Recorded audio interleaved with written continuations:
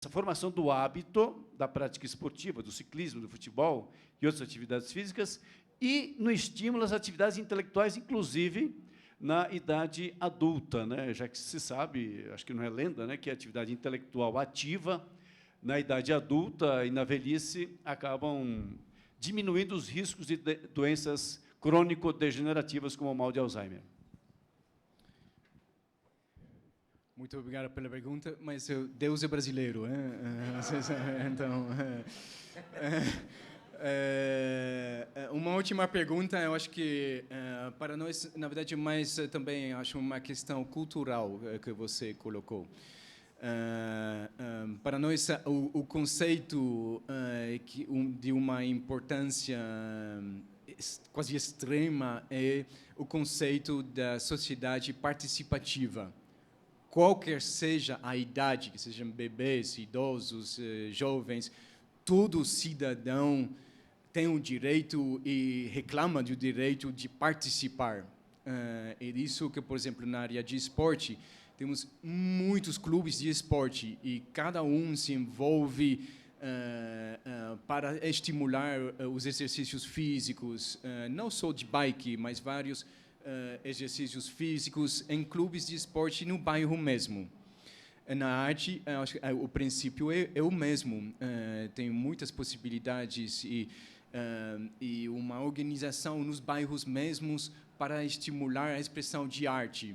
Também independente da idade, mas os idosos também organizam e isso é facilitado. Eu já queria colocar uns exemplos de como os idosos se organizam, por exemplo, também na área de Groningen, uma organização feita pelos os idosos mesmos e facilitado pelos municípios ou as autoridades locais em realmente ter um lugar onde os idosos se encontram, onde conversam, aprendam a usar a internet, aprendam a fazer exercícios físicos, fazer expressões artísticas.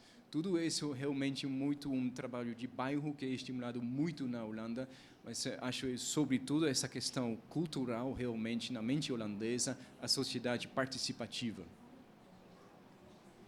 E você vê até o rei, a rainha participa muito, fazer muitas atividades em todos assim, vamos trabalhar, vamos realmente essa questão de solidariedade, de estímulo em grupos, que é um ponto muito forte na Holanda.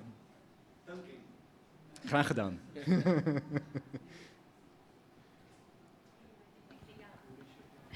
Alô. Nico, eu queria te parabenizar pela palestra, excelente, muito concisa, e dizer que nós queremos fazer uma visita pessoalmente à Holanda. Vamos marcar esse compromisso aí através do SEDES. Eu acho que é bacana a gente fazer uma próxima viagem à Holanda para conhecer pessoalmente. Eu queria te perguntar duas coisas especificamente. Nós, no Brasil, temos um problema sério com relação à alimentação. Nossa alimentação aqui, ela é muito baseada em farinha, né, trigo e milho, e soja. Né? E o que é barato vem desses alimentos. Uma alimentação saudável, ela não provém justamente de uma alimentação rica em carboidrato, ainda mais vindo desses 3 ingredientes mencionados. Ela tem que ser uma alimentação variada. Só que esse alimento, que às vezes é até produzido por microprodutores rurais no Brasil, ele não chega às mãos da população mais carente. Quase que legumes e frutas se tornam uma comida de rico, de classe média alta e classe alta. Né? E eu queria saber como é que vocês fazem para... Porque, tudo bem, a atividade física é dos ingredientes de sucesso para você não ter nenhuma série de doenças, ou desenvolver ou piorar as doenças, né? Mas também a alimentação saudável, ela é crucial para um envelhecimento saudável, para uma vida saudável. Então, como é que vocês fazem lá para ter uma alimentação? Qual é a dieta de vocês, né, basicamente? E como é que vocês fazem chegar à mão da população essa dieta saudável. Esse é um aspecto que eu queria abordar, e um outro é um pouco mais polêmico. Você disse que lá na Holanda os idosos daqui a pouco serão os considerados mais felizes. Porém, como você mesmo disse, tem um grande desafio ali apontando para vocês, que também aponta para a gente, numa velocidade muito maior e num número muito maior de idosos, é o aumento da população acima de 80 anos. Vocês vão passar de quase 5% para 11% em 20 anos. E, tipo, é mais que o dobro, né?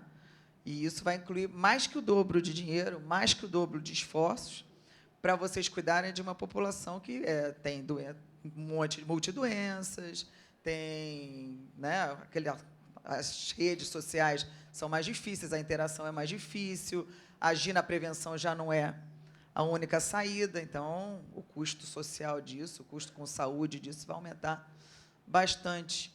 E a Holanda é um dos poucos países do mundo que, no meu ver, de uma maneira muito acertada, permite já hoje a eutanásia assistida e está discutindo também o suicídio assistido. Então, eu não sei se você está bem por dentro disso, mas eu acho que isso tem que entrar na pauta de discussão, sim. Você colocar termo na vida, você decidir o ponto que você está a fim de viver ou não viver, ou de sofrer ou não sofrer as consequências desse envelhecimento através das comorbidades, das multidoenças, etc. E eu queria que, então, você colocasse um pouco sua visão nesse sentido.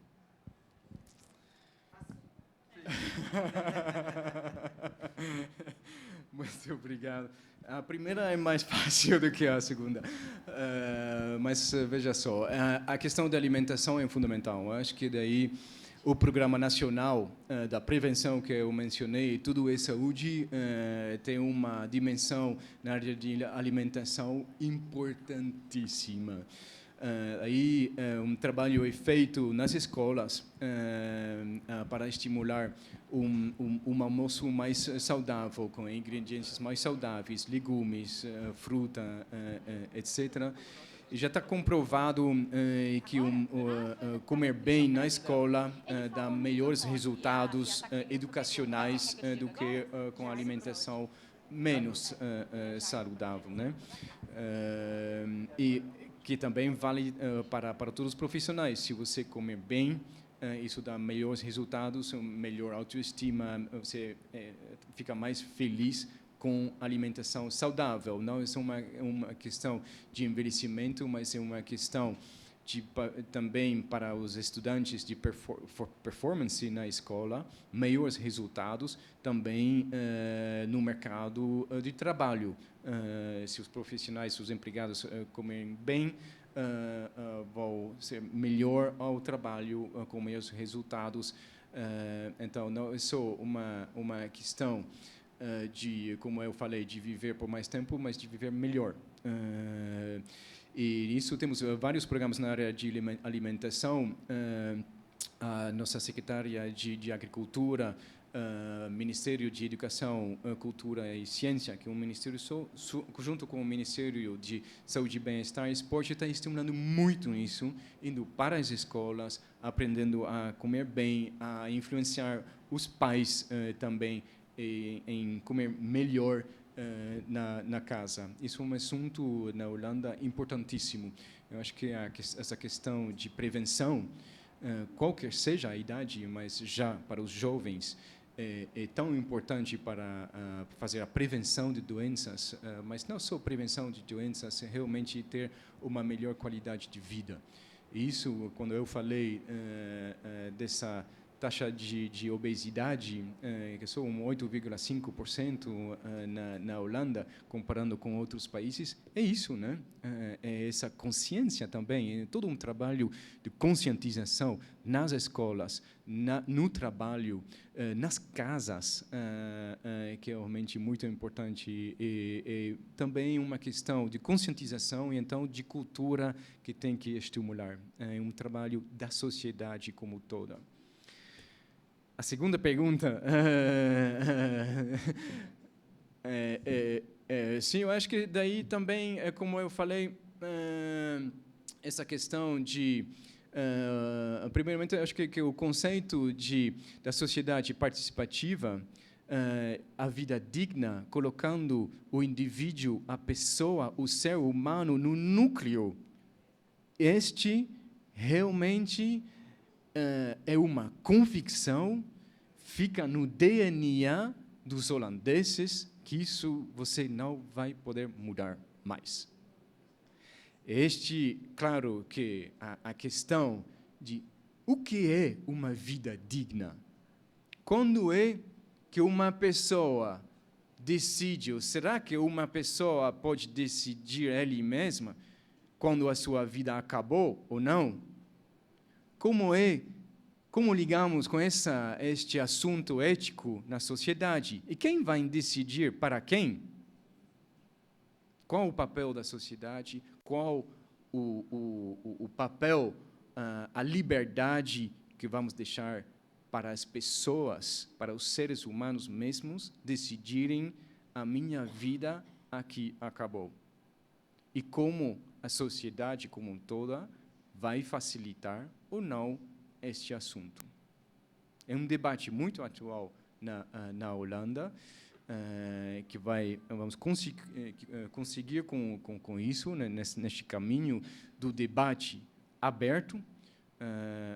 A Holanda é um país de consenso.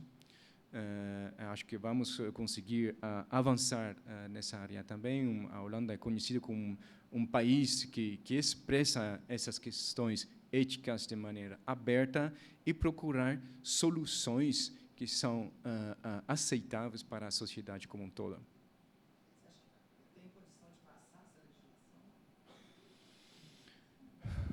Vamos ter eleições no dia 15 de março, então vamos ver o que acontece. Eu não sei, eu acho que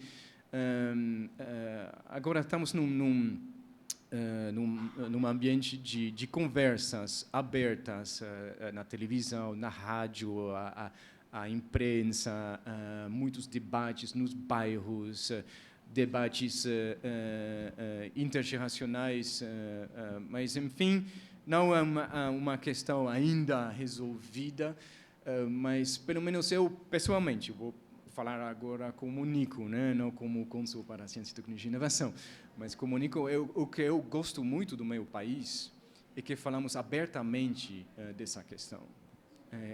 Eu acho que isso, de qualquer forma, que a mim me chama a atenção que não é fácil,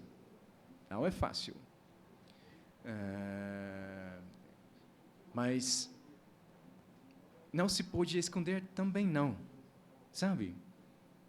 É que eu, pessoalmente, como cidadão, eu acho isso engraçado, digamos que nós podemos, na Holanda, falar abertamente sobre as questões éticas. Tá? Bem. Jurilza, Secretaria de Política de Previdência. Eu gostaria de saber, Nico, você falou que os cuidados de longa duração estão a cargo dos municípios. Existe alguma contribuição do beneficiário e do governo federal? Sim, existe.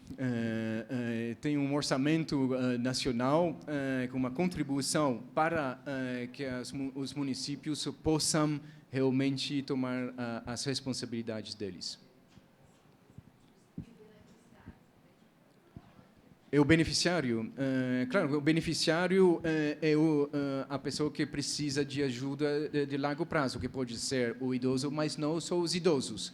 Mas, em muitos casos, os idosos caem na implementação dessa lei de longo prazo, de cuidado de longo prazo, que é uma parte importante do orçamento nacional para a saúde como um todo.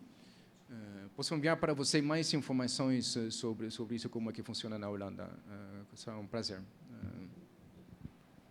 Nico, boa tarde, meu nome é Eduardo Fernandes, eu estou atualmente no gabinete pessoal do presidente da República.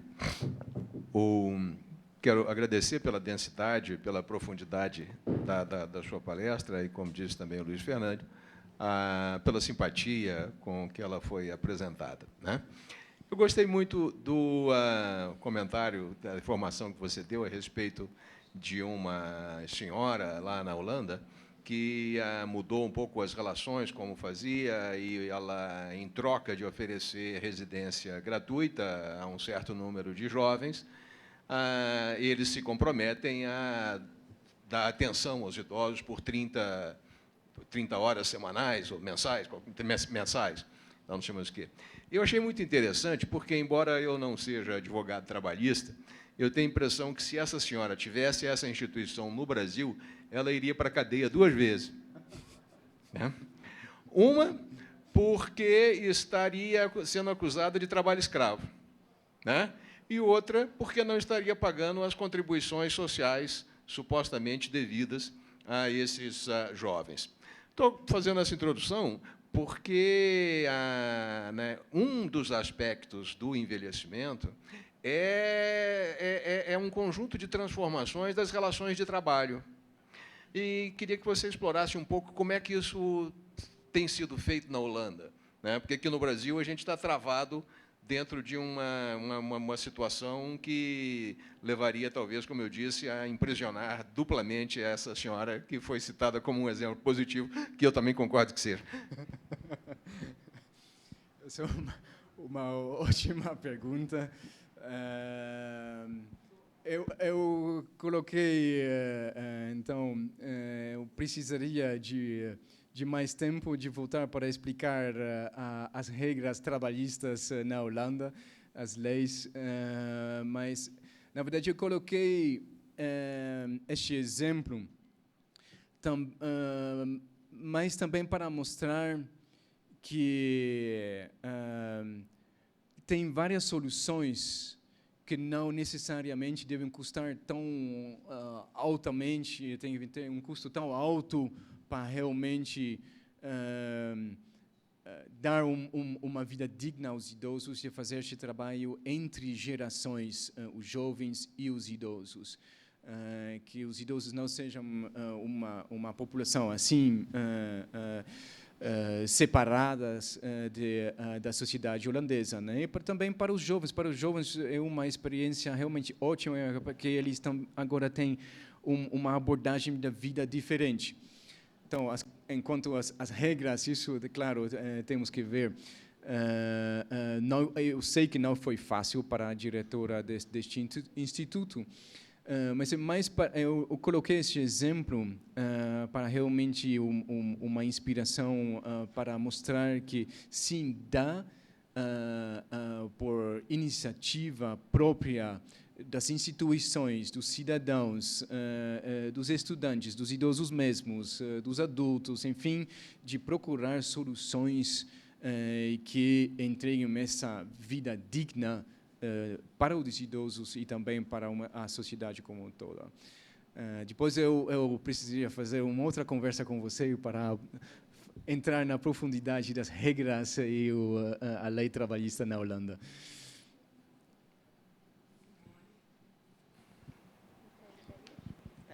Simone, da consultoria. São 3 perguntas rápidas. Primeira, essa nova lei de 2015 sobre cuidados de longa duração, ela atende só os idosos dependentes ou é extensiva às pessoas com deficiência? A segunda, qual a fonte de financiamento das políticas públicas de cuidados de longa duração? E a terceira é, os cuidados de longa duração, eles são um pilar separado, uma política diferente da saúde e assistência, ou eles estão incluídos dentro da política de saúde holandesa?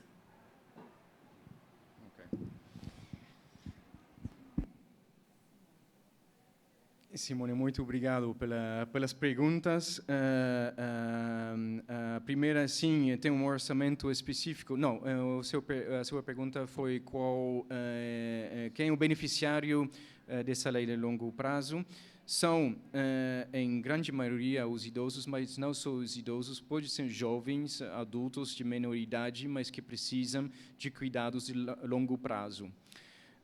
A segunda pergunta, se não me engano, o orçamento, Em total, o orçamento da Holanda voltado para a saúde é de mais ou menos 12% do nosso PIB.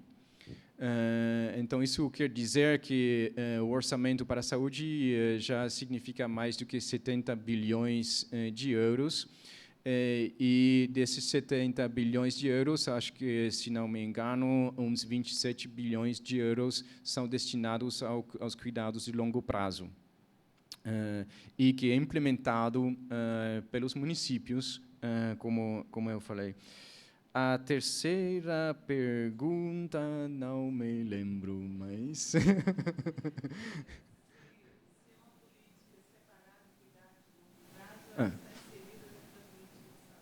Tá. Ótima pergunta. A resposta faz parte da política de saúde, do sistema de saúde como um todo.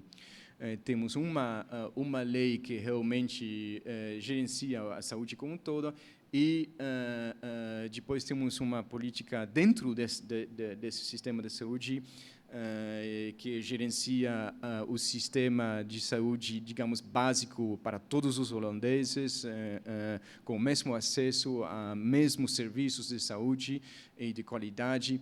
E daí temos uma variedade dentro desse sistema, serviços específicos para os jovens e serviços específicos por meio dessa lei para os holandeses que precisam de ajuda de longo prazo, de cuidado de longo prazo, que sejam idosos ou não idosos, mas que precisam de cuidados a longo prazo. É um sistema como um todo. Até temos aqui informação, infelizmente em inglês, mas se vocês quiserem, temos aqui um folheto explicando o sistema de saúde como um todo na Holanda. Até podemos também enviar por e-mail, se vocês quiserem compartilhar com amigos, colegas, mas temos umas versões impressas aqui. O meu assessor, o Hans, aqui, tem vários exemplares. Em razão do horário adiantado, vamos abrir só a última pergunta, por favor. Boa tarde, professor. Boa tarde, Nico. Eu sou estudante de mestrado da UNB e pesquiso a área de envelhecimento e cooperação internacional.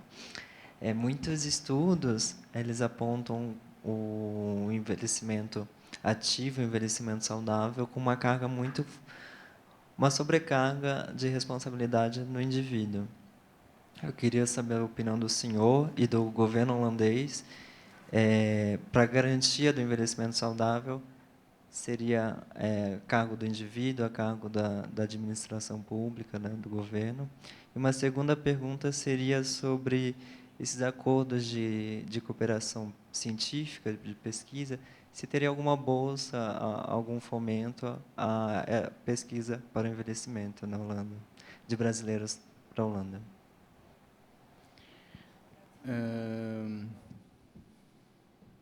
Muito obrigado.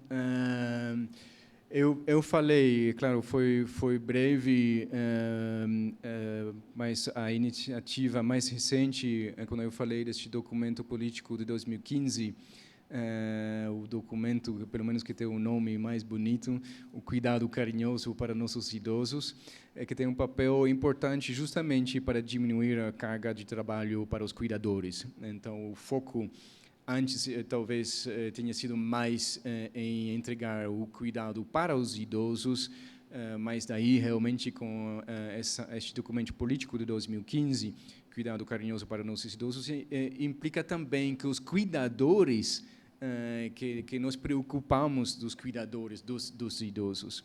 Aí tem vários programas, projetos, até uma assistência para diminuir a carga de trabalho dos cuidadores.